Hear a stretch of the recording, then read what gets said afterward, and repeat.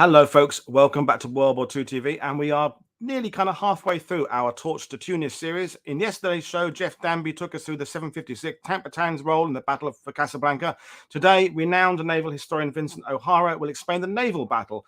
Jeff hinted at it yesterday, but we're going to get some more detail today, which for me was one of the most fascinating engagements of World War II because of the French involvement and the extra level of political sort of intrigue and complications. But Vincent is the author of, amongst other books, this one here about Torch. There are other books there listed and linked in the description below, as is his website. Just to address the comments in the sidebar, yes, Ipswich Town have been promoted today. Yes, I'm probably going to be going to the pub later, but no, I haven't started on the champagne yet. I'm going to be very slick and professional for the show. But thank you for noticing that I am especially chirpy because of the football. But anyway, I'm going to bring Vince in. So good morning, Vince. How are you today? Well, thank you, Paul, for having me here. I'm quite well, not as well as you are, because my football team left my town several years ago, so I'm just in the shadows and sadness of having no football. They did indeed. In fact, Mag was talking to Donny Edwards just a few minutes ago, who played, of course, for the Chargers. He is bringing over the vets in June, so I've got my little connection with the Chargers. But let's not go down with football. So with Operation Torch and North Africa, Vince, as a naval historian, is it unique in the sense that it has this political level to it that some other battles don't have?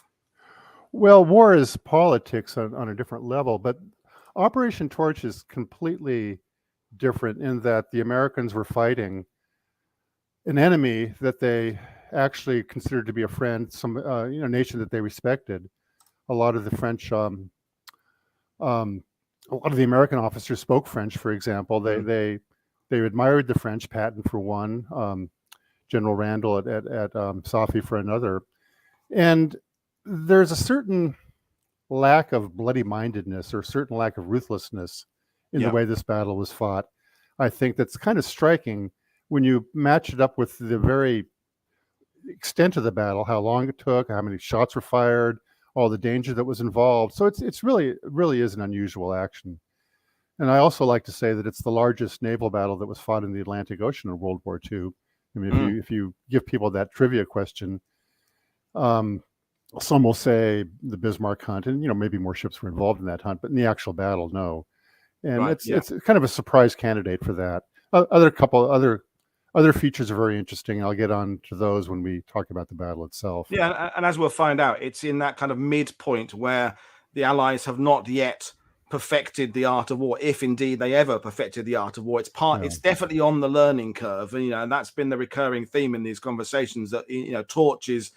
You can see the lessons learned from Torch implemented and changed for later landings, and particularly for Overlord and indeed into the Pacific as well, possibly some influence there. But at the time, it's not the perfected art. But well, at the time, it's a very nebulous art. You look at all the major amphibious landings that had taken place prior to Operation Torch, and the best that the Allies had done was the invasion of Madagascar, of course, which was a divisional action.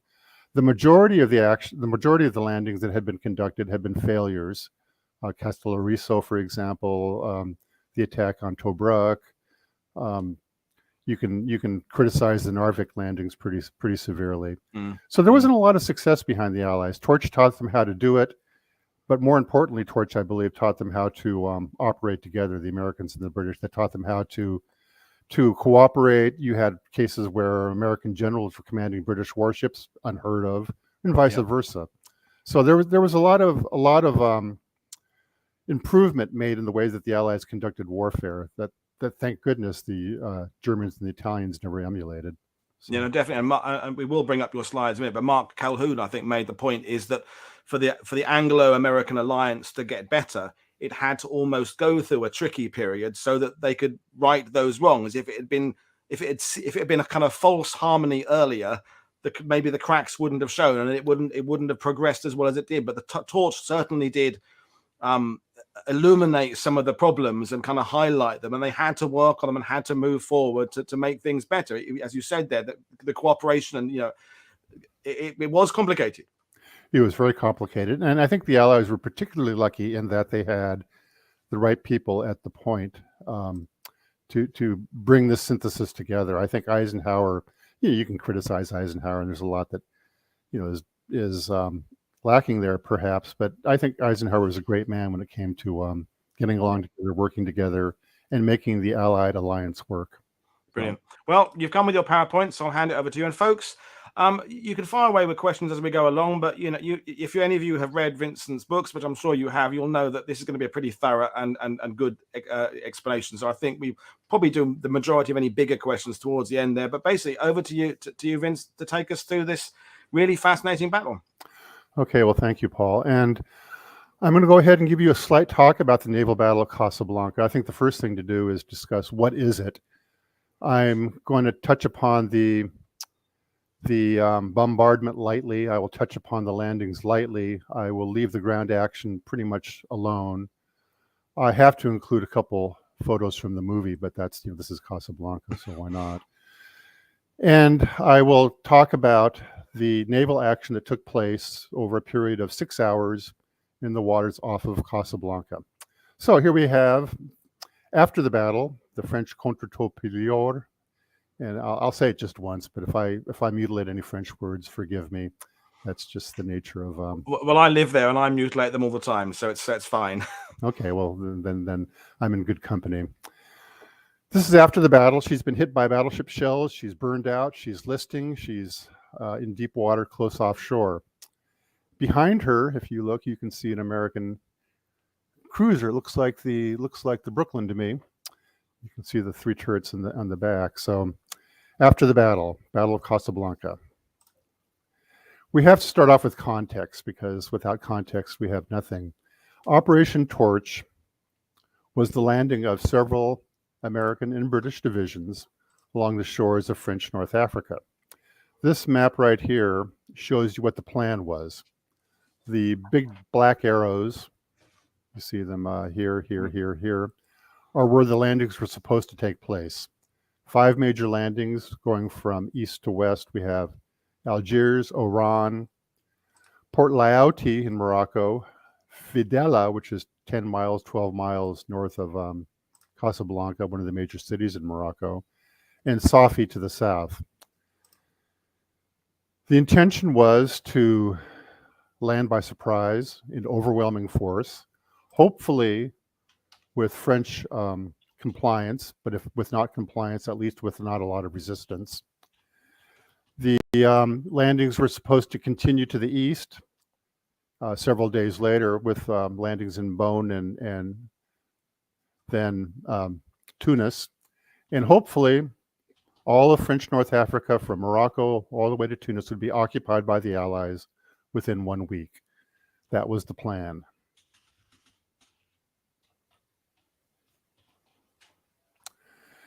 As far as the landings in Morocco were concerned, well, the Battle of Casablanca obviously took place off of Casablanca, so let's go there.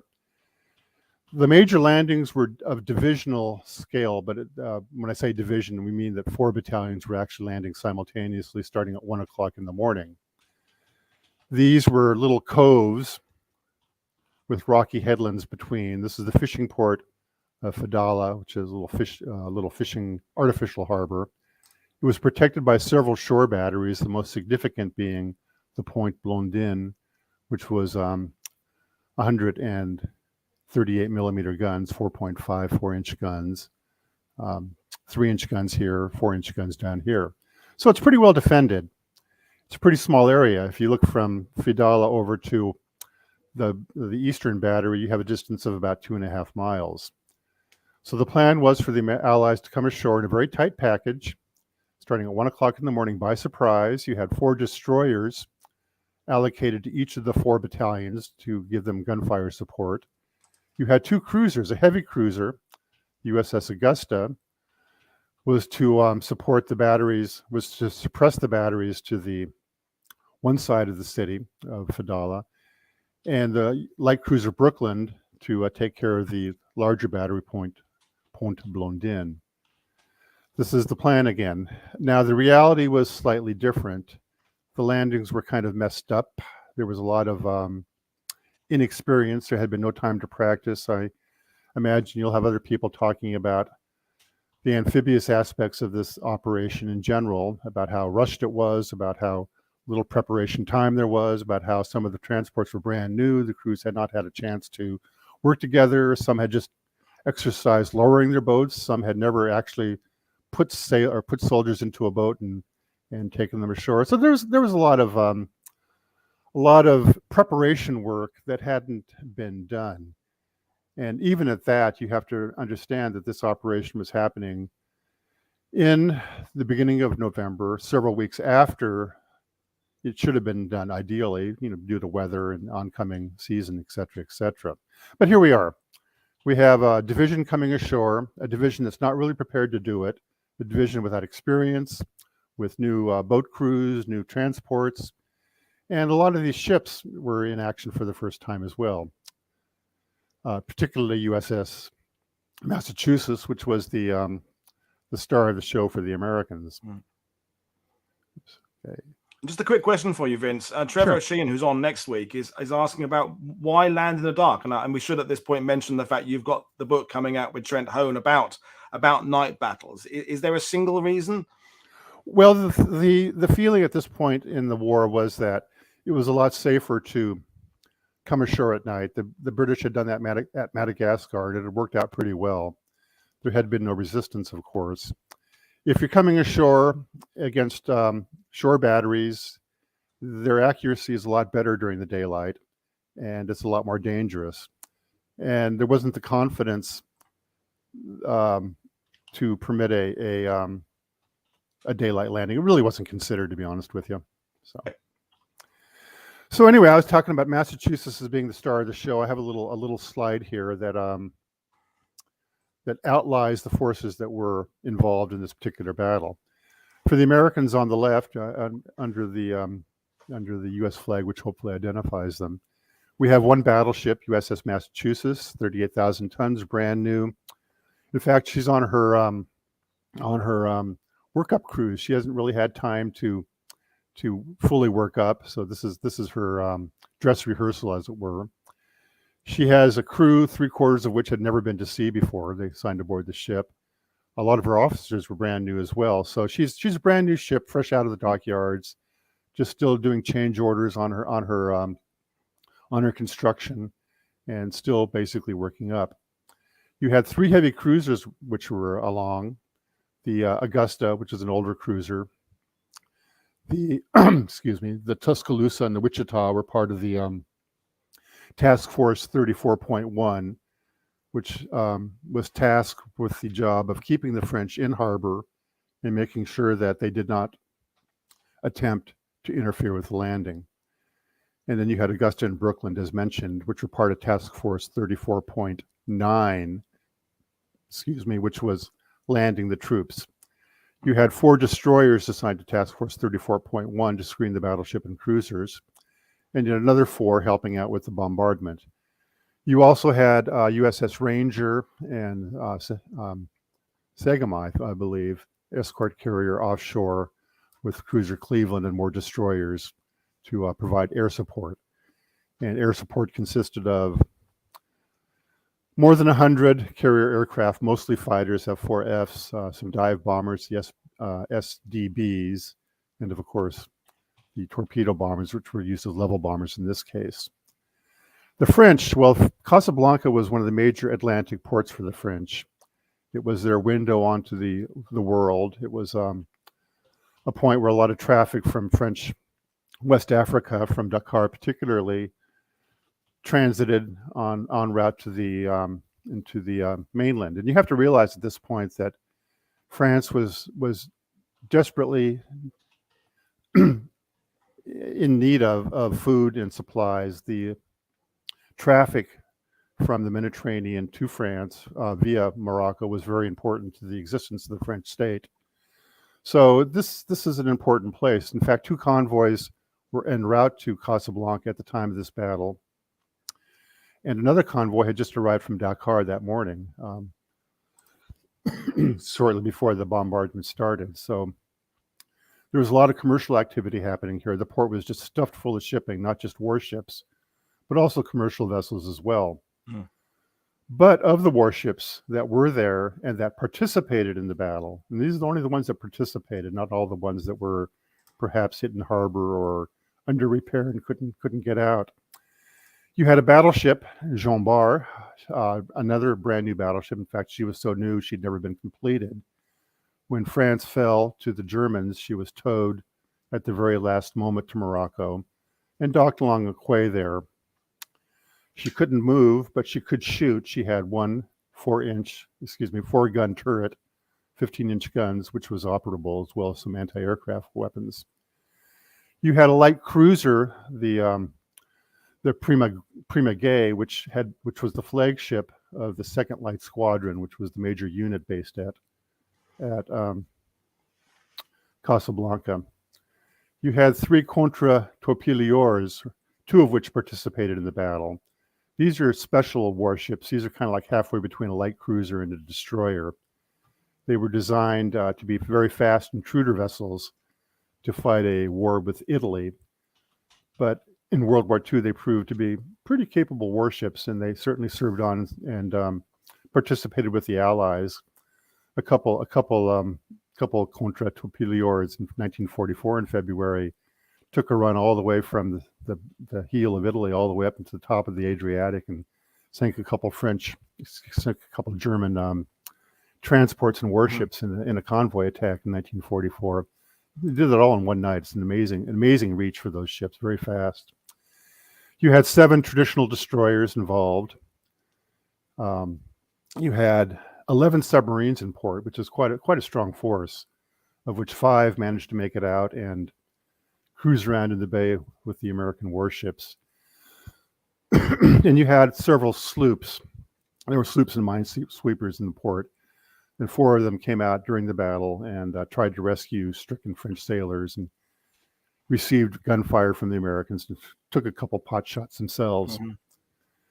Most importantly, though, for the French, you had shore batteries. I referred to the 2 shore batteries around Fidala. The most important shore battery of all was El Hank, or I'll call it El Hank, which comprised 4 larger guns and 4 of the 5.4-inch guns.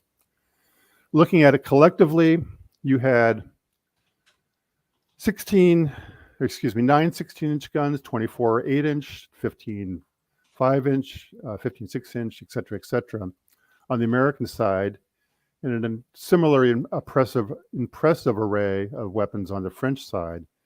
But the big point here is that the American broadside, and by broadside I mean how much metal could all these guns put into the air if they all fired at the exact same time. The American broadside was 36,700 pounds. It's a lot of metal. The French broadside was 14,900 pounds. So the Americans had more than twice as much gunpowder as the French did at this battle. But the Americans only brought 45 torpedo tubes with them, all on their destroyers. The French cruiser had torpedoes, all the contre-torpilleurs and destroyers had torpedoes, and the submarines had torpedoes. The French were cruising in these very narrow waters with a total of 116 torpedo tubes, which is a tremendous amount. And as you know, 1 torpedo can do a whole lot of hurt to a warship. It'll sink a destroyer. It'll discomfort a battleship. In fact, we've even had situations where a battleship has been sunk by a single torpedo. It happened to, I think it was a Haruna, wasn't it? And several times in World War I. So there's a lot of power on the French side. Even though they don't have as many big guns, they certainly have a lot more torpedoes. It kind of balances out the American strength. I referred to Casablanca Harbor, how crowded it was at the time of the action. This is a little map. Shows you up here where all the French destroyers were docked. More destroyers down here, more destroyers here. There's a light cruiser. Jean Bart is along the quay right here. And then these are all commercial vessels. As I said, a convoy had just arrived that evening, that night of the Portois and the, I guess that's Savoy, I think, yeah, something like that. These are all liners which had brought in women and children from Dakar. The French intelligence knew that something was in the works. They knew that the Allies were gathering strength, and they believed that the target of the Allied attack would be Dakar, not Casablanca. So they took the refugees from Dakar and brought them to Casablanca. And we have to the other side here a picture of a battleship shell splashing in Casablanca harbor. This is what it looks like to be on the receiving end of a 16-inch or 2,700-pound projectile. And it might not look that big, but if you look at how the ship and you see how it towers above the ship, yeah, you get an appreciation for just how very large it is. So the Americans were not sure whether the French were going to fight. They had a little rules set up whereby we're going to come and we're going to start landing troops. We're going to start buzzing the city. We're not going to open fire, but if they start shooting at us, well, then we're going to shoot back.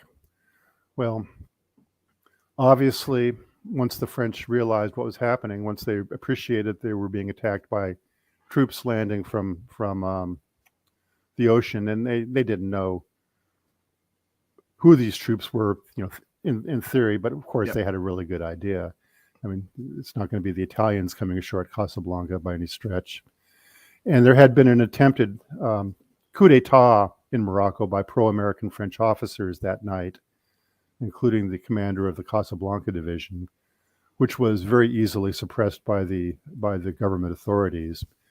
And so the French admiral Michelet in the harbor believed that this was some sort of British raid intended to support the coup d'etat. He didn't realize it was facing a full-scale divisional landing, but he did realize that it was probably the British, maybe the Americans, that were knocking at his door. So the French knew something was up. They just didn't know what was up. Harbor stuffed with ships. You have, at 7 o'clock in the morning, the Jean Bart fires a couple shells out towards battleship target. Range is more than 24,000 yards. And the Americans fire back. This is kind of how the battle starts. And here's the scene at 7 o'clock in the morning.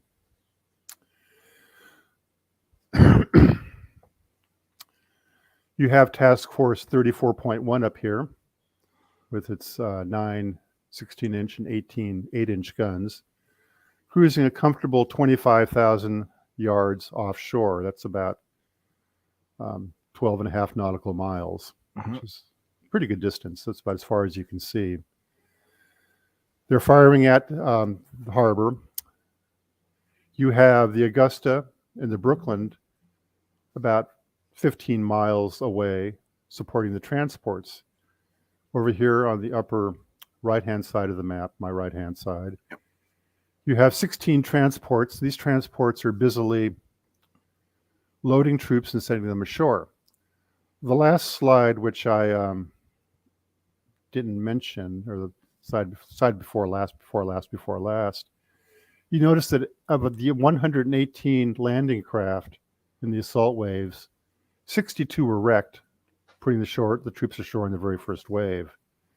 And that was not because of fierce French resistance, although some of them were indeed destroyed by gunfire. It was because of poor navigation. It was because of all the rocky reefs between the sandy coves, the little narrow sandy coves. Most of the landing craft grounded and were stranded. And this is on the first wave. The second wave, more got stranded. So you have a situation where the landing by 7 o'clock in the morning has not gone all that well. You're down by more than half your landing craft. You have troops ashore in some numbers, good numbers in fact, but you do not have the supplies ashore that you're going to require. You don't have the ammunition ashore, and your prospects of getting the ammunition in the quantity you want, particularly if you're facing strong resistance, is not all that great. So it's a moment of tension on the American side. You have General Patton, who's on board USS Augusta. He's very anxious to get ashore. You have the American Task Force commander, Admiral Kent Hewitt, also on board USS Augusta. You have USS Augusta trying to suppress an active shore battery, which is firing on your landing craft. And you have a very impatient general trying to get ashore. So Augusta is trying to accommodate the general and get his landing craft ready. This is about 8 o'clock in the morning. We're about an hour into the bombardment. The Jean Bart has fired a total of 7 shots, only 7 shots, and she's come about within 100 yards of Massachusetts. When return fire from the American battleship jams her only turret, and she has to cease fire. However, you have El Hank battery firing away. It's 200-pound shells, which are pretty considerable. They can do some damage. The French have sent 5 submarines out to sea, as I mentioned. Yep.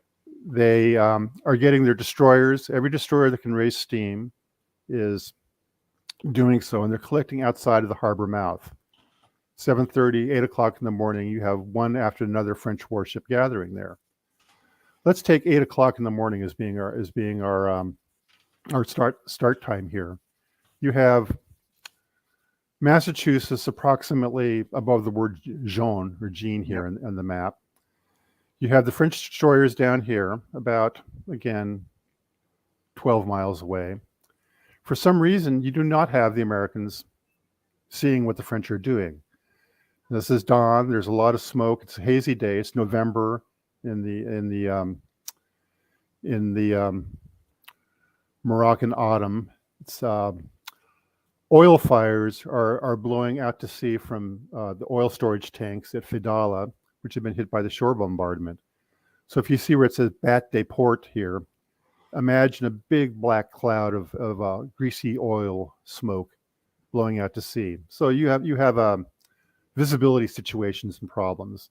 You have tons and tons of smoke coming up from the shore batteries, from the bombardment, from the bombs that are being dropped. So visibility is an issue. So the Americans do not see the destroyers leaving the harbor. For some reason, Massachusetts' log records submarines leaving, but not destroyers.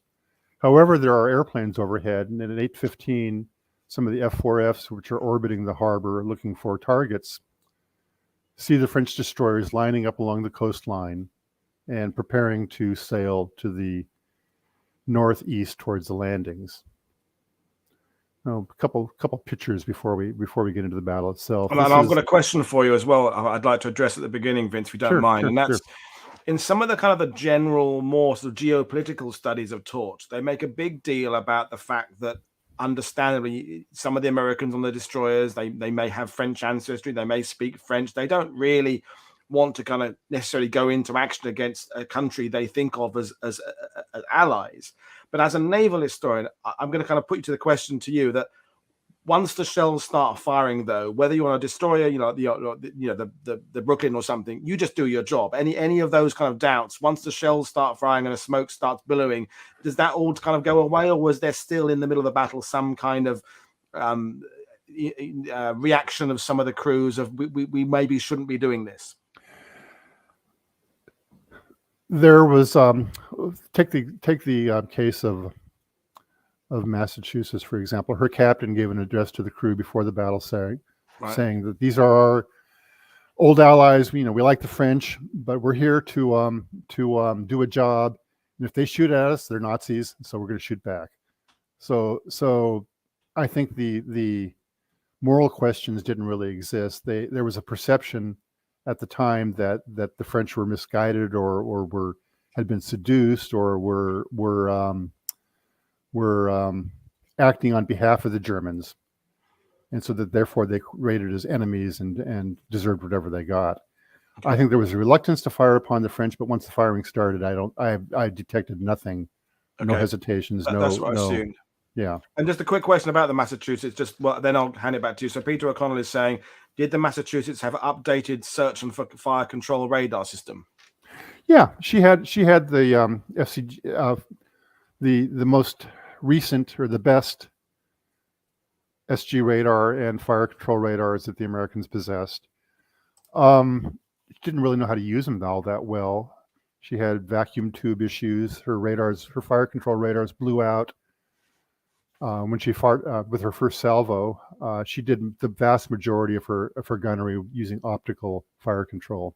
And we'll get into that a little bit. There's one slide here where I talk about her fire control and her accuracy and how amazing I consider it to be. And this is all non-radar. I mean, Okay. radar had its uses, but that's a different topic. Okay. Okay. So anyway, this ship was full of women and children when the bombardment started, and there are accounts saying they ran screaming down the quay, hundreds of them on this liner and several other liners which had just docked.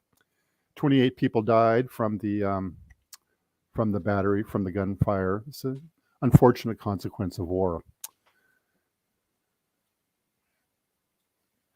And here's Jean Bart, of course. This is, I believe, before the battle. You see some of the liners docked on the other side here. Mm-hmm. Not a very good picture, not very clear, but you can see the gun barrel sticking out of the forward turret here. And you can see that there are no gun barrels sticking out of the second turret. Incomplete ship, but an impressive vessel nonetheless. Double row of anti-torpedo nets, so they're not going to get torpedoed in harbor like the Italians did. No, sir. No, sir. Okay, let's start the battle. So you have the French destroyers, which have collected off the harbor mouth right here. The Second Light Squadron, they form up into a battle line led by the Contre-Torpilleer Milan, Albatross. You have the Bestois, the Boulonnais, the Fourou, the Fondeur, and the Crillon. So forgive me again. Following, heading up the coast. They were led by a veteran Rear Admiral, Raymond Gervais de la Fond, who had kind of the most impressive surface warfare resume in the French Navy. He had fought the Italians in their action against the French when the French were bombing targets on the Italian Riviera back in June 1940. An Italian torpedo boat and several motor torpedo boats tried to intervene, and he was there as a squadron commander fighting the Italians. He led a pair of contre-torpilleers against the British destroyer flotilla off Syria in June 1941, and nearly sank one of the French destroyers and got away without any damage. He did that two more times against the British. Now here he is fighting the Americans. So he's probably the only person in World War II who engaged. In fact, he is the only person in World War II who engaged in surface combat or led surface combat against the Italians, the British, and the Americans.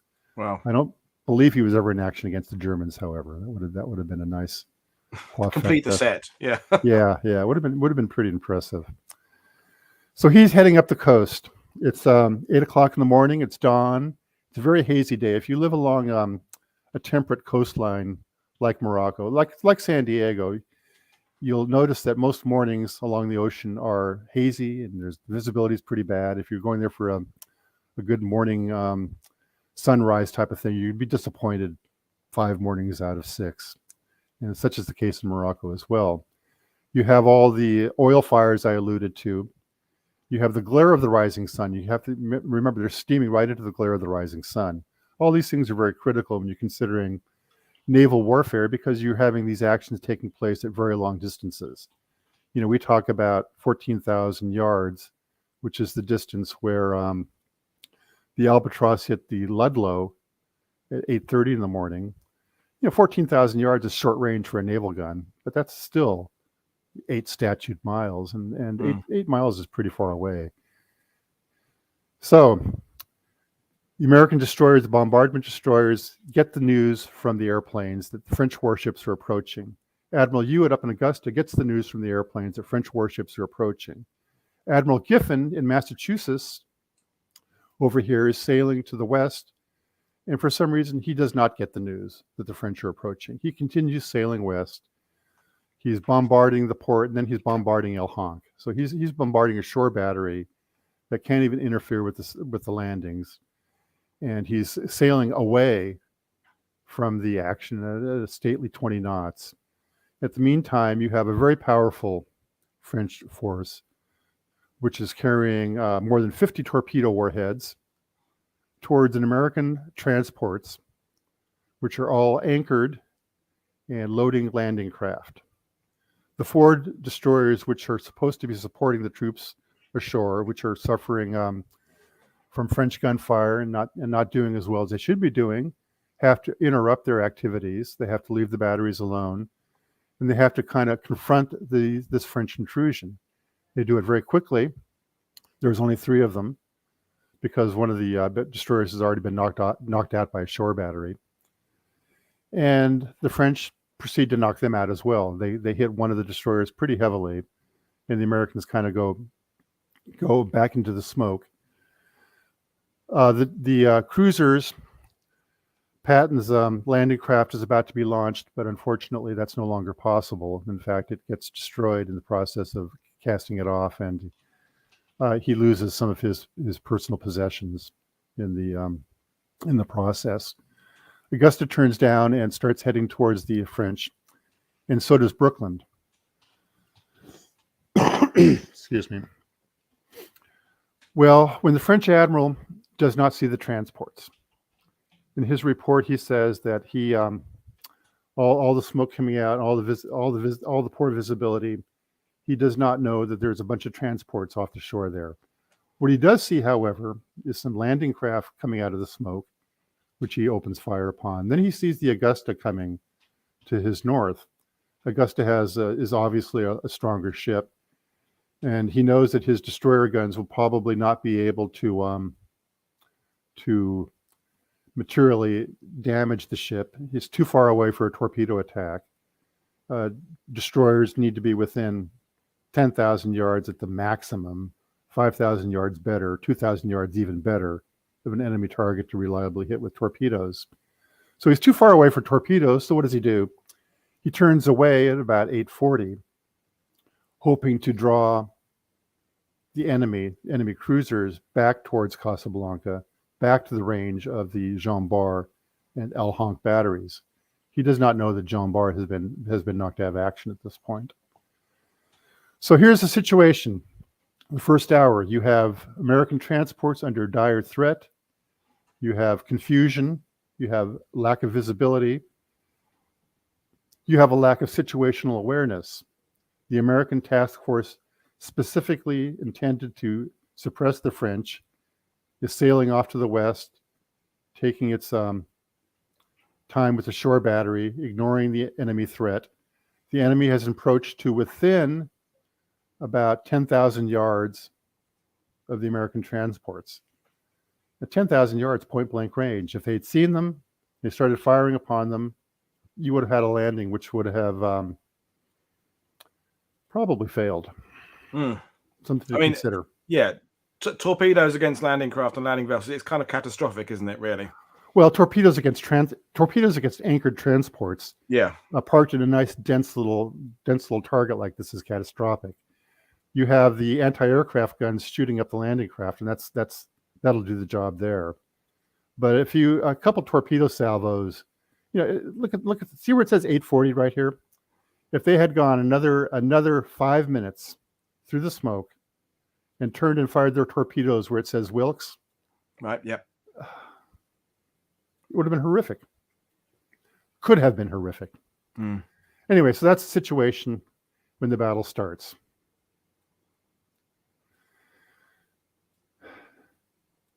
General Patton in the center of this picture, Admiral Kent Hewitt, and here's Admiral Raymond Gervais de Lafon. Patton looks like a warrior, doesn't he? He looks like a general. He looks like a man getting a job done.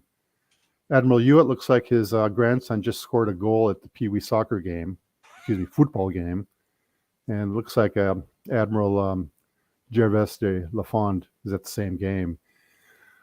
I think it's interesting to consider the people who were fighting these battles. This was Patton's first experience of a naval battle. He called it pretty impersonal. He thought it was kind of too far away, and things were big splashes. He found it kind of boring, according to his diary. Admiral Hewitt went on to become an expert in amphibious warfare. He was responsible for all the major Allied landings after Torch, and was a very effective admiral.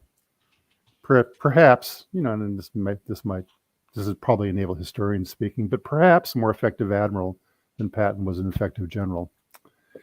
And we've already talked about the French admiral, again, a professional who had been there, done it, and had a pretty good idea of what he was doing. Okay, so these are the people involved. We're into the second hour of the battle. As you can see, the French sail back down the coast towards Casablanca. Hewitt up in Augusta doesn't follow them like they're hoping. He stays back and continues protecting his transports because he knows what his major job is. He's talking to Admiral Giffen on the radio saying, "Hey, what are you doing? We need help. We have French warships attacking. What's going on here?" About 9 o'clock, Admiral Giffen finally turns Massachusetts around. By this time, you can see by the scale bar, she's almost 40 miles off Casablanca, which is quite a distance. And at 8:55, she starts steaming to the southeast back towards the point of action. The French warships are joined by the Prima Gay, the French light cruiser. She's able to finally get her steam up and join the action. She appears offshore about 9 o'clock, joins the French admiral with his task force. About that time, excuse me for just a second. No worries. This is fascinating stuff. We're loving it. I don't talk that much usually. This is I've used up my quota of words for the day, but I'll continue here. You're the typical author in the word mines with the typewriters and the computers, and you're in a public environment now. You know, I enjoy talking, but I just don't do that much of it. So in any case, you have the French kind of milling around over here. Some of the destroyers have been separated because of the smoke that got separated from their formation. And you have a situation where they're starting to trade shots with Massachusetts. Augusta and Brooklyn have kind of kept the French at a distance, and so you have a lot of guns being fired in this hour. You have a lot of noise and confusion, but you don't have much damage being done. The first French warship, which is hit, is the Fougueux at 9:40, and she's hit by Massachusetts firing 16-inch shell, and this basically sinks the ship. She's steaming at full speed, get hit by a battleship shell in the bow. Bow crumples. She basically steams underwater, and that's it for the French destroyer, the first casualty. But you have to understand this takes place almost an hour and a half into the battle. So there's been a lot of activity, but not much damage so far. I think we can leave this slide. The thing is, Massachusetts is starting to come back finally. She's finally starting to do what she's supposed to do. She's suppressing the French. She's still pretty far away, but there she is. But at 9:35, what does Admiral Giffen do? He turns away and starts steaming to the northwest once again.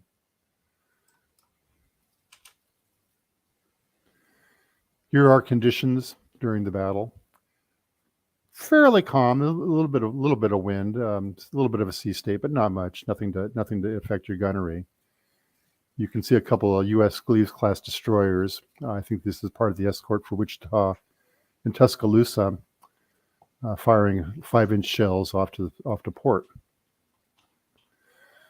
Okay, the third stage of the battle. This looks pretty much like the other two maps do. This looks confusing. It looks like there's a bunch of lines and crossing lines in a very small space, and it was confusing. There was gunfire going back and forth. There was the visibility is getting worse and worse. You have those oil tanks continuing to burn. I referred to the fact that more than 10,000 shells were fired during this battle, and each gunfire, each shell emits smoke, as you see here, and all that smoke continues and builds up. This is a destroyer gun. It's nothing compared to a battleship gun. So it's getting pretty hazy. It's getting pretty difficult to see things. But the American gunnery, the American gunfire is finally starting to have an effect. Let's take Massachusetts first. Massachusetts sails away. 10 o'clock, she she is able to hit another French destroyer, the Brestois, from 27,000 yards, perhaps. At 9:56, she hits the contre-torpilleur Milan from 28,000 yards, perhaps. We have a pretty good idea of where Massachusetts was at this point because she did have her plot going, and she did have people assigned to keeping that plot. So her location is fairly accurate. Milan may be a little bit more questionable. She's following, actually, she's following the French light cruiser Primagüey at this point. But we know from the French reports where she is. There's descriptions from French witnesses offshore too. She's close to the battery. We know that. And we know pretty much where she is in relationship to the battery and how far offshore she is. So, we're pretty sure that Massachusetts hit the French destroyer from a very long distance. And this could qualify as the longest gunfire hit achieved during World War II by ships that were underway. Usually, Warspite is given credit for that distinction with her hit upon the the Italian battleship Suzade at 26,500 yards. And some people say that the Gneisenau perhaps deserves that distinction, hitting the carrier HMS Glorious from 26,000 plus yards in June off of Norway in that horrible, unthinkable incident where the carrier was sunk by the German battleship. But I think Massachusetts also deserves distinction. And this was not a radar-directed gunfire either. This was an optical sighting achieved through, like I said, pretty bad conditions. Also, I would like to point out on this slide the fact that the French submarines are finally starting to get into action. You have the Amazon firing at the Brooklyn at 10:10, spread of 6 torpedoes. You have the Medusa firing at the Massachusetts at 10:03. And you also have the Antelope firing at the Tuscaloosa at 9:54. If you read the reports, all of these salvos were very near misses. According to Massachusetts' reporter, executive officer overcame the captain's orders and ordered a turn at the very last moment, and the torpedoes just barely missed. Ditto with Brooklyn, just barely missed. And Tuscaloosa, they missed by 50 yards or something, according to the accounts. Wow. I've read a lot of accounts of torpedoes just barely missing. I've never read of an account of a torpedo missing by a long distance. So I take some of these descriptions with a grain of salt. If you see a torpedo streaking by you, the fact that you can see it means it's close enough, in my opinion. Yeah, I would concur with that. So just a couple of people in the sidebar, Vince, have been asking about whether the Americans getting any assistance from spotting from the air. And I'm going to add, are the French getting any assistance from spotting from the coast, from the coastal batteries? Well, good question. The Americans tried to get assistance from spotting from the air, but the French fighters kind of harassed American spotters quite a bit. Most of the spotters had shot their bolt before the naval action ever started. There's no communication links between the carrier aircraft and the gunfire ships, so any spotting is going to have to be done by their own personal spotters. It's not going to be coming from the fighter planes, with the exception, of course, when the fighters jump on the general radio net saying, alert, alert, alert, destroyers coming out. And even that, didn't get the attention of Massachusetts. I guess they were not monitoring that net, perhaps. The French did very little to harass the American warships. They tended to and there was quite a bit of French aircraft in the area that day. Several airfields, Salé, Caceres in Morocco. There were a lot of airfields there, and part of the American air effort was designed towards reducing French air power. But French air power tended to concentrate on the troops and not on the ships or on the American aircraft. You had several dogfights going on. You have F-4Fs downing French fighters and vice versa. On the whole, the Americans got by far and away the better of it. Towards the end of the battle, you have the SBDs and the TBFs being armed and going after French warships. And they did some damage, but in the first 3/4 of the battle, the impact of air power on the battle was pretty minimal, and there was no sighting from shore that I'm aware of. Okay, and one final question, and I will hand it back to you. When you just talked about the 3 French submarines, and that they are engaging within a kind of a ratio of about an hour or something, is that coordinated, No. or are they acting independently? They're acting independently. Okay, And there are several submarines that never even got off a shot. The fact that all 3 of them were able to fire torpedoes within, basically half an hour of each other is a coincidence. Right. Okay. But let's get some context here. You may or may not remember that in September 1940, the British attempted to take Dakar, which is the great French port in Senegal on the bulge of Africa. And I was listing failed amphibious efforts that the Allies had conducted prior to Torch. And here's another one. This was multi-brigade landing. And the French foiled that landing. French shore batteries foiled that landing, although French warships certainly participated, much like Casablanca. And a French submarine actually torpedoed a British battleship. And that was enough to scuttle the entire operation. So we have precedents here. We have a precedence where French submarines have indeed defeated a major Allied amphibious operation. Okay. So there's precedence. I'm not saying if Massachusetts had been torpedoed, A, she wouldn't have sunk, and B, it wouldn't have stopped the operation, but it certainly wouldn't have done it any good.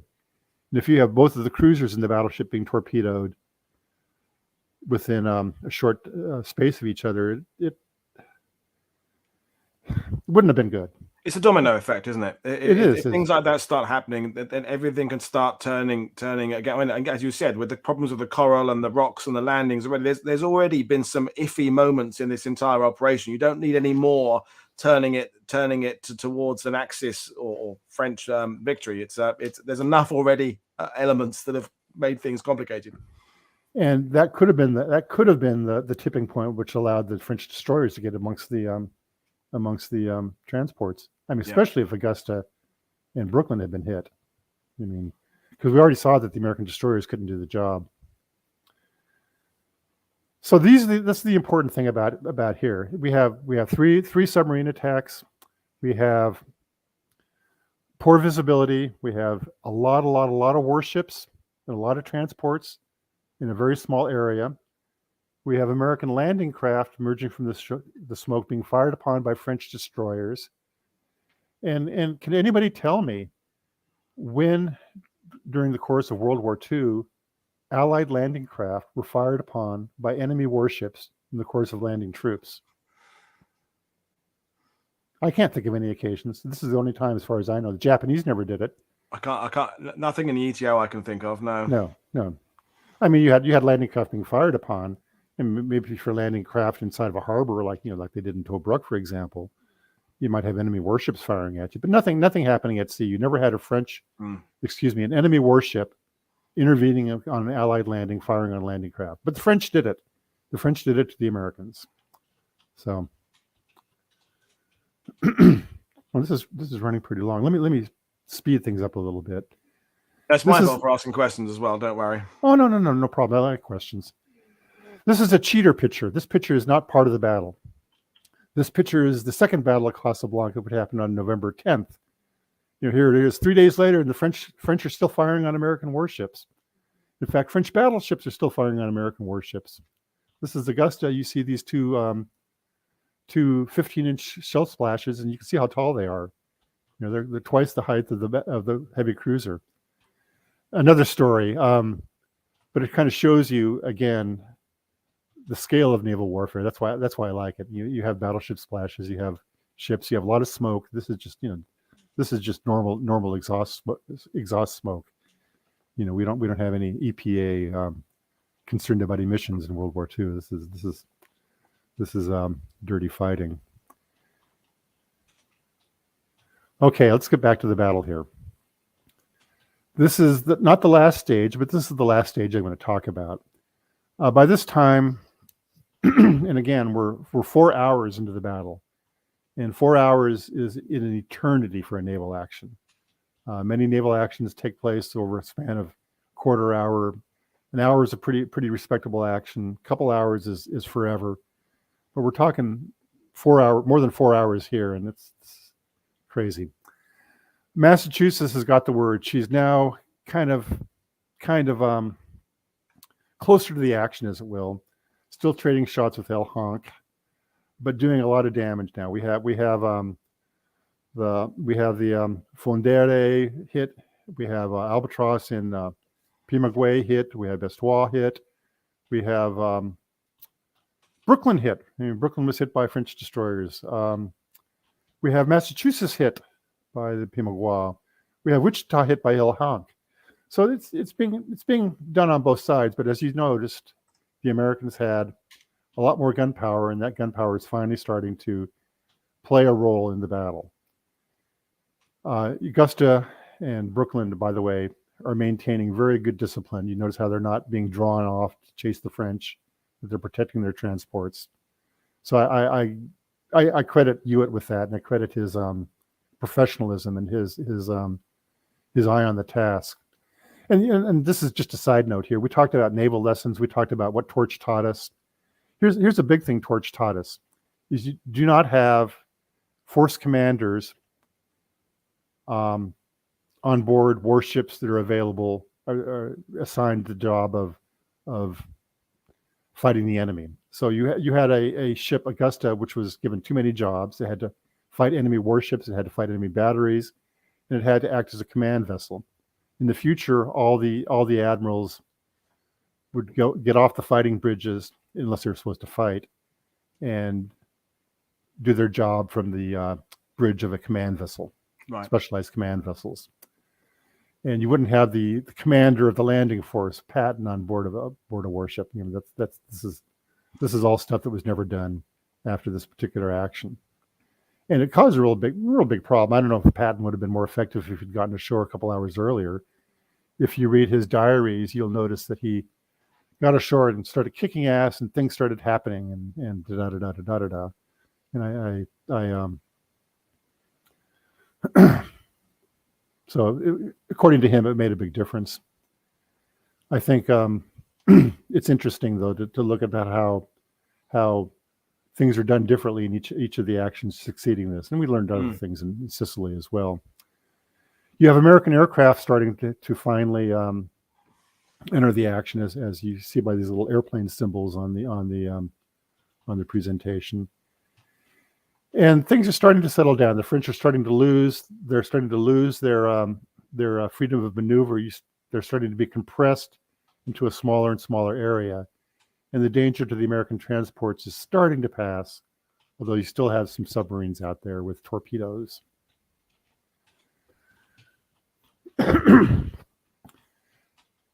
We talk about shore batteries, and I think a lot of people have an idea of a shore battery as being just a couple guns on a beach, you know, and you see the ships and you shoot at them.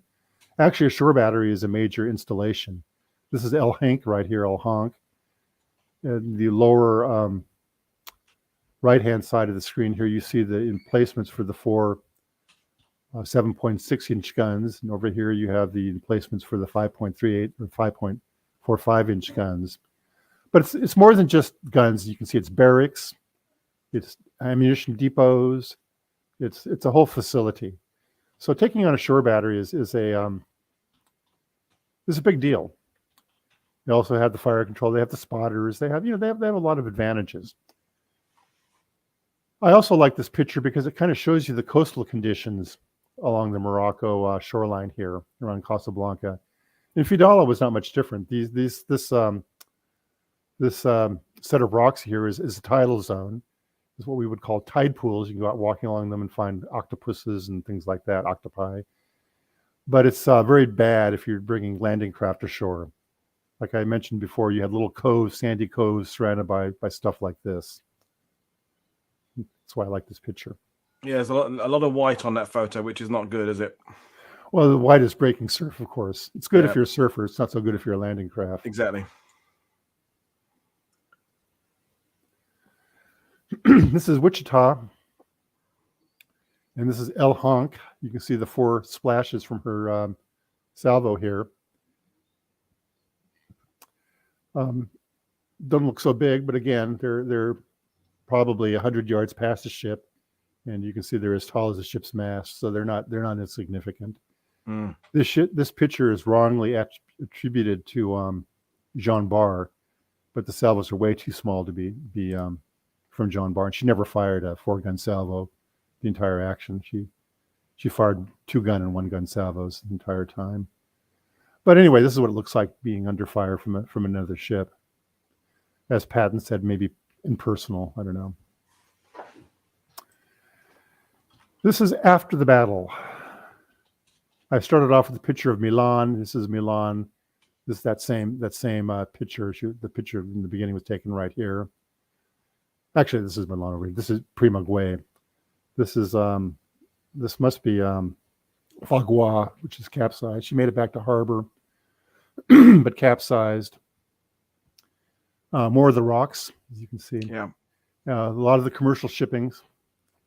These guys were not hit by the bombardment. They're off in a corner of the port, so they were lucky. After the battle. And being a naval historian, I'm into the incredible detail of how many shells were fired and what shells hit. And this just kind of lists the damage that was done. As you can see, the French warships and El Honk battery did score 5 hits on the Allied forces during the battle. Not much damage was done. The Ludlow was moderately damaged by Albatross. The Wichita, a little bit more damage from a shell by El Honk. French warships fired 2,102 shells according to their reports. I don't have the reports for the shore batteries. I would guesstimate that they fired in excess of 1,000 shells at the warships. But just taking the shells that we do know, you had 2,000 shells fired for 3 hits, which is a hit rate of 0.14%. The Americans did much better. They fired 8,830 shells for a hit rate of 0.19%. And these are pretty low numbers. Massachusetts' firing was in some respects remarkable for a brand new ship, firing using optical fire control for the most part. She sank a destroyer. She severely damaged Milan, and she also damaged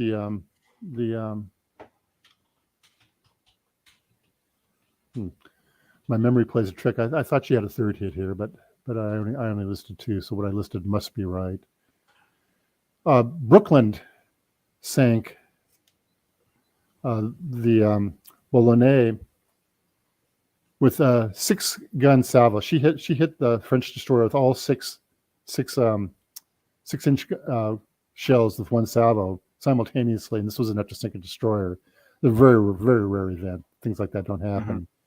You have near misses, which can cause a lot of damage to a warship, because what they do is they open up seams and joints and cause flooding. A couple near misses were pretty damaging. But in any case, the French, and plus there were bomb hits that I'm not listing here. The French suffered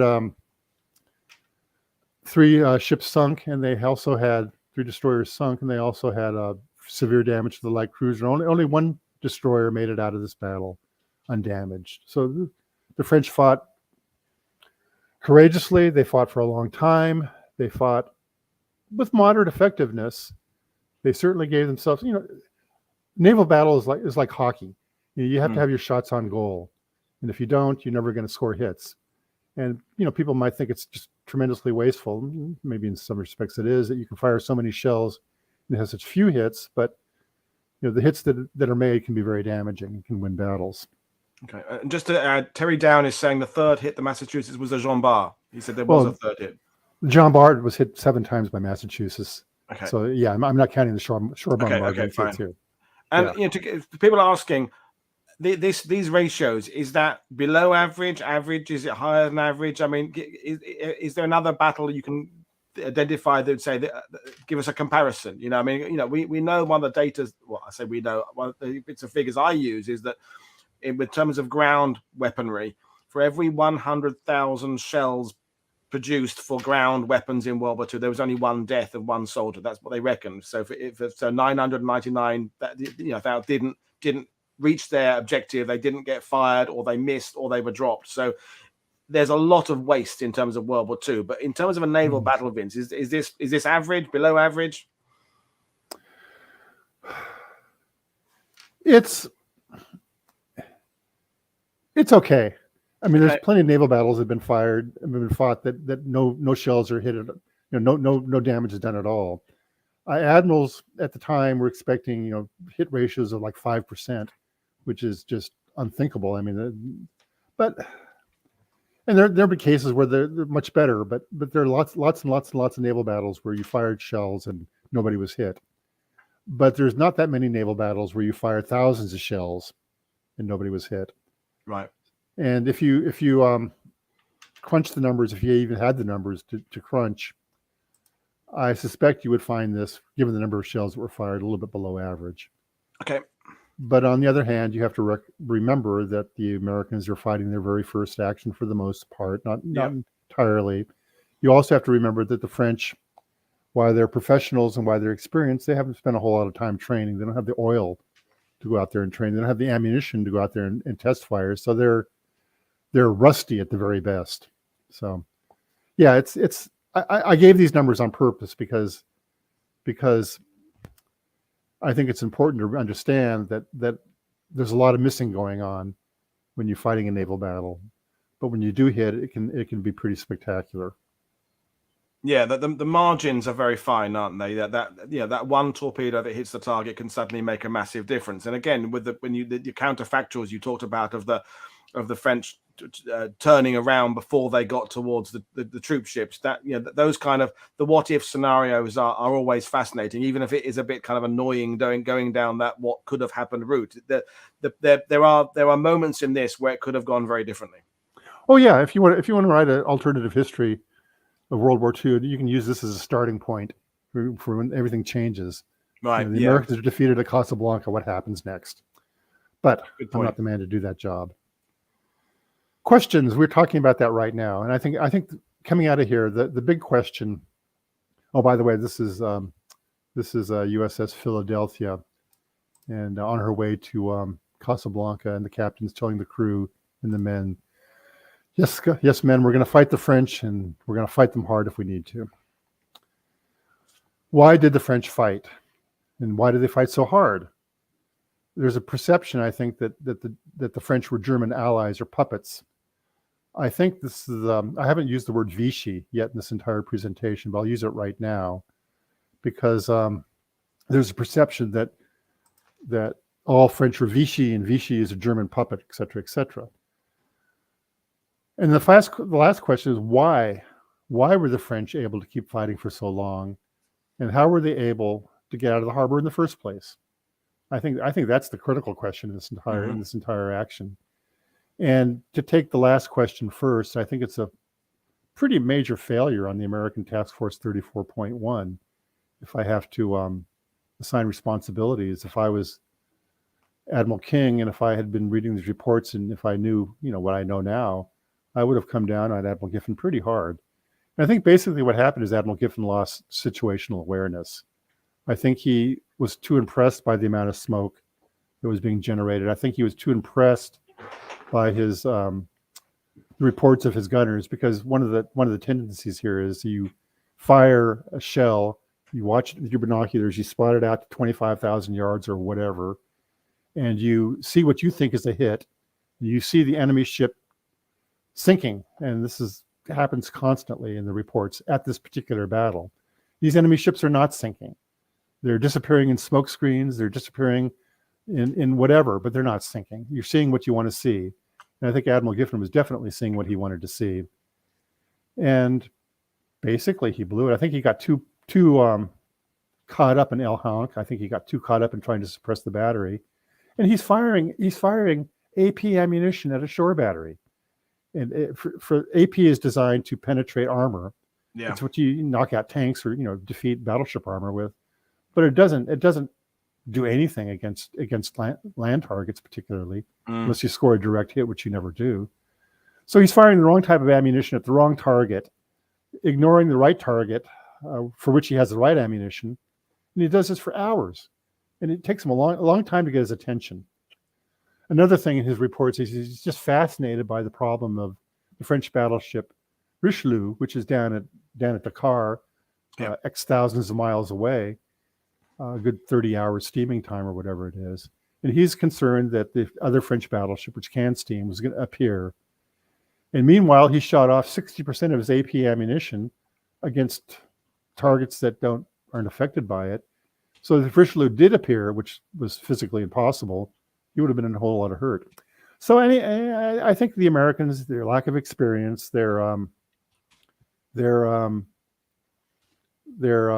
of situational awareness was one of the reasons why the French were able to get out of the harbor in the first place. That doesn't answer the question of why were they so persistent. Well, you're being fired at, your crewmates are being killed. You've been strafed to begin the battle. The Admiral Gervais de Lafon was wounded by aircraft strafing at the very beginning of the battle, so he was fighting as a hurt man. I might add. I think above all, and this strikes me throughout the story of Torch on the ground fighting is in every location, as well as the naval battles, is that the French were professionals. They were professional military. They ordered to fight. They fought. They didn't try to second guess their officers. We were talking about Port Laouti before we started here, about how the French colonel in charge of the garrison there was absolutely pro-American, pro-Allied, would have joined them at the hot drop of a hat and was ready to do that, but he received orders at the last moment to resist. So he resisted for 3 days, counterattacked, almost threw the Americans back to the beachhead, how effective his action was. And this is by professional soldiers. So there's no question why the French fought. They fought because they were ordered to fight. There was perhaps not as much ruthlessness in this action as there might have been. That's another impression I have.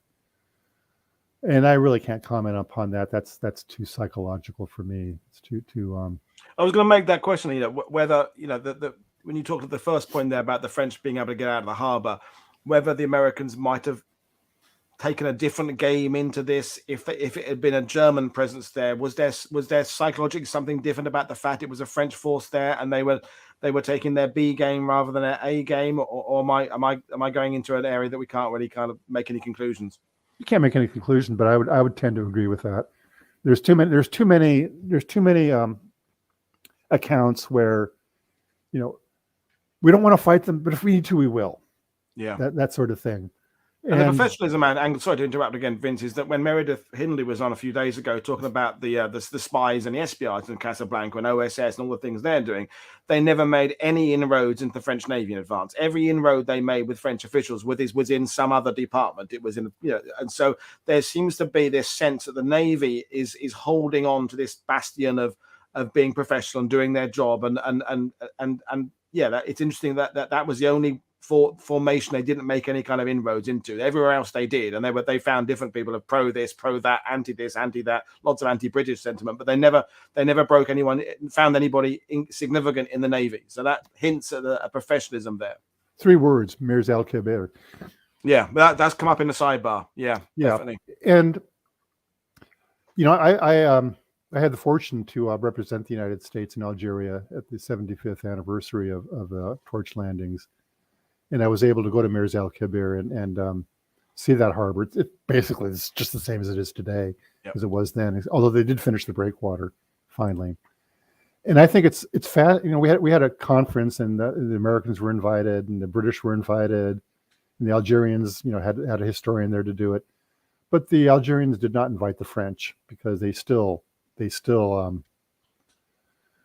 issues there, I guess. And the Moroccans did not participate because there's issues between the Moroccans and the Algerians. And it's kind of a shame the way all these politics are still playing out. The politics at the time in Casablanca, the politics in the French Navy were not pro-British. They were ready to fight the British anytime, any place, anywhere. any degree of ferocity. Although I always have been surprised by how they did manage to restrain themselves. The provocations that the French were subjected to by the British on a pretty regular basis would have caused most any other nation to declare war. So, but that's a different topic. That's and it's a massive rabbit hole. We're not going to go down on a Saturday evening for me, lunchtime for you. But and you have celebrations to do. I have one more slide, or two more slides, and then we'll wrap this up. And any other questions we can we've take. Got a couple of questions. Yeah. Okay. I want to caution that here's my Casablanca movie stills. There were no French-German interactions in Casablanca. There were 8 members of an armistice commission in Fidala that happened to be there during the battle for unrelated business, but they had no authority, and they were captured, and they ran like rabbits when the firing started. But all this stuff in the movie, all the singing, dueling songs in bars and all that stuff never happened. There's a lot of misinformation out there about Casablanca, even in respected histories published by big-time publishers. Don't trust what you read. I have a little thing here on the screen. We have Safi, 140 miles north of Casablanca. Well, Safi is south of Casablanca. We have the heavy cruiser Pimagua. She was a light cruiser. We have engine room flooded and half the crew dead. Well, the crew was 600 people and 85 died, which is bad enough, but had nothing to do with engine room flooding. We have 10 merchant ships tethered in the docks, were blasted to the bottom. Well, 6 were sunk, mostly flooded out. This is a lot of niggly-piggly errors, and there's a couple others that I haven't talked about. Launched out of Casablanca at 21 knots. I mean, give me a break. That's slow for a warship. But you got to be careful when you read this stuff because there's a lot of misinformation. And is it because, we're going down another rabbit hole, is it because there are just less, if you're writing a book about naval engagements in Torch, you're one of a select number of people writing about that. Whereas if you're writing about, I don't know, Leyte Gulf or Midway or Pearl Harbor, you're one of dozens and dozens of authors. So there's more peer review on an unofficial basis in the Pacific, and so you can get away with making more mistakes with Torch because it's so off the radar a little bit. Is that make any sense? I think I think you hit a point there. I think a lot of it has to do with the fact that for most people, the military actions involved in Torch are kind of an embarrassment. Let's face facts. The Allies are invading a neutral country. This is something that Nazis do, right? This is not something that freedom-loving Democrats do. But we're doing it. And we're fighting an ex-ally in a surprise attack without a declaration of war, a country that we have diplomatic relations with. So people don't want to emphasize. I think there's been a tendency over the years not to emphasize some of the military aspects of Torch. Yeah. Maybe for that reason. Yeah, Mark Calhoun made the exact same point in his show on Thursday. So, yeah. I'm glad we agree. But on the other hand, there's so much detail involved in naval history. And I think part of that has to do, you can say the same thing about aviation or tank destroyers or whatever, perhaps. But I get kind of turned off when I see things like Safi north of Casablanca. I suffer from dyslexia, and I've made my directional mistakes. In fact, if anybody wants to criticize me, you can go back to my slide that I made about the order of battle, and you can see that I misspelled several names. And these are errors that I made, and I didn't correct them because I didn't have time. But it's easy to make errors, as I'm saying. And as an author, you can pick up any of my books and find errors. But on the other hand, as a reader, I think it's up to you to be kind of discriminating on what you do read and be aware that just because you read something somewhere, just because you read that half the crew of Pimagua died, that doesn't mean it's true any more than that the German and French officers were shaking hands in Casablanca, according to the movie. It's all equivalent information, in my opinion. If you do want to read about the battle, pick up Morrison's North African Waters, which is very available. You can read, I think, Howe's Northwest Africa, Seizing the Initiative, which you can download for free on the internet, has withstood the test of time. It is an excellent reference. If you want to read what the French had to say about this back in the 50s, there's Mordal, La Bataille de Casablanca. Atkinson's Army at Dawn is immensely entertaining. Yep. It's a good read. It's got accuracy problems as well, but it's a good read. And you have O'Hara's Torch, which I wrote, which all these maps are taken from. Mm. And if you want to get into the nitty gritty of the Battle of Casablanca, you can do it there. And you make the very good point of, if you, and this applies to any battle or anything, is if you want to read about a campaign, a battle, don't just read one book anyway. Read 2, read 3, read 4. Then you get to the point where you start saying, hang on, that one has been repeated in 3 books. It's not in the 4th book, you know, and you start building up your own knowledge base, which is, you know, I hate it when a book gets kind of advertised as the definitive book on a subject. So no, there should be a definitive shelf of books on a subject. But you know, it's anyway. Yeah, well, this is a point. Plus, I think it's important to read things through time. The way that Morrison tells a story is much different than the way that Atkinson tells a story, which is different than the way I would tell a story. Yeah. And everybody brings to the table something different. And I think getting these multiple perspectives is very important as well. And how they change over time. If you wrote Torch, what, 2014 or something. If you did it again in 10 years' time, you would reevaluate things because you'd have read some more archives, you'd have had a conversation with Drac or something like that, and you'd go, okay, I'm just going to interpret that bit slightly differently now, but based on my current understanding of the situation. This is true. I mean, it always changes. If you look at it, the poster child for that point is Ultra. When the Ultra secret was first revealed back in 1978, by God, this is what won the war. Yeah. And that enthusiasm for Ultra persisted for decades and kind of infected the history of World War II, perhaps excessively.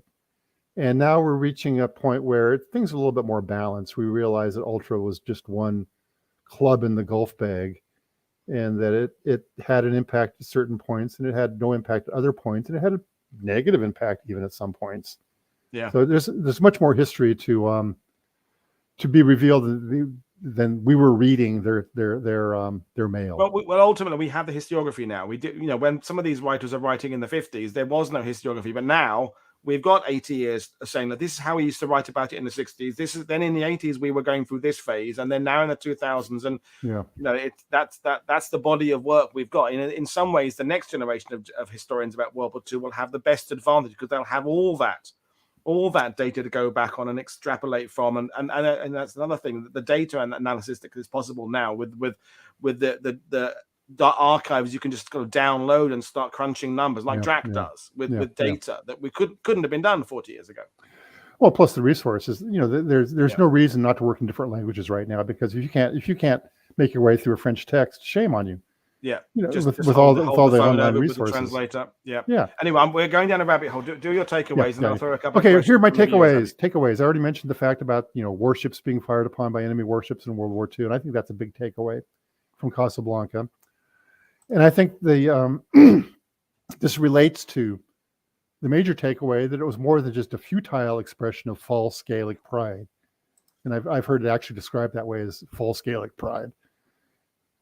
Had the French admiral, had Gervais de Lafond reached the transports, had French submarines disabled Massachusetts, consequences could have materially affected the outcome of the landings. So this is a dangerous, dangerous, dangerous battle. It's not some sort of trivial, by the numbers expression of something we need to do in order to do it. It was dangerous, and it nearly bit the Americans. How do I finish that sentence? It nearly caused the Americans great grief. And that's my takeaway on Battle of Casablanca.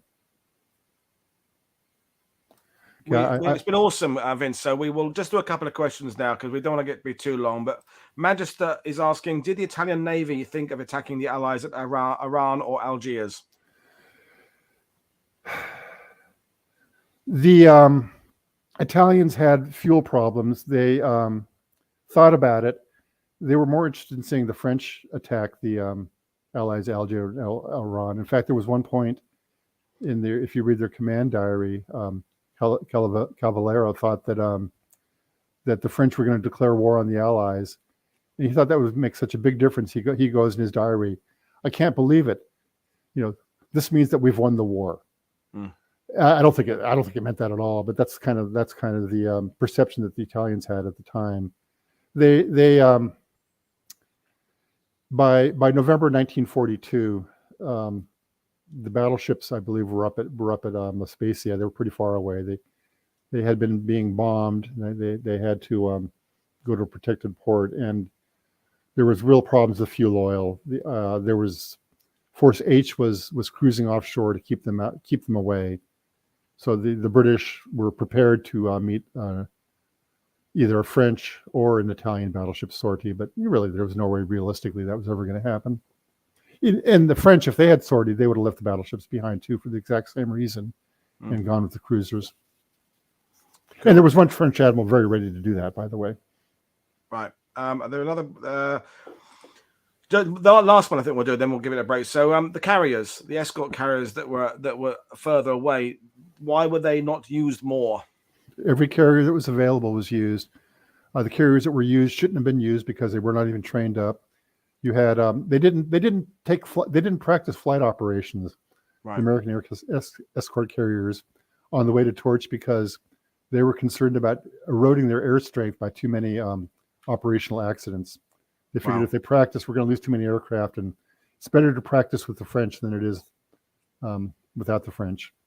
Brilliant. So, well, I think we will bring things to an end there. So you've broken your World War II TV duck, Vince. It'd be great to have you back at some other point and talk about one of the other things. Perhaps bring you on with Trent and talk about some of your favorite battles in the darkness based on your new book. That would be an interesting show to have. Trent likes coming on, and so we could maybe arrange that. But yeah, fantastic listening to you, and you know, great takeaways from this, and the takeaway from the people who don't know much about Torch is that there's much more to this battle than they had realized, and the ones who do know about that Torch, they're grateful for the details. So we've pleased both halves of the crowd, so that's good.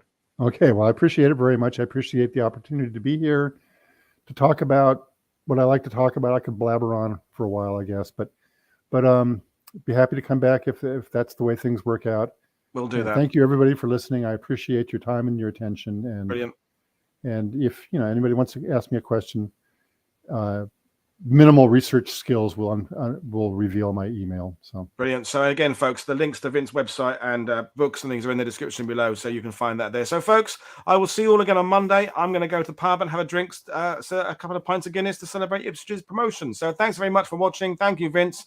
This is Paul Woodard for World War II TV saying enjoy the rest of your Saturday. Cheers, everybody. Bye. Bye. Thank you. Bye-bye.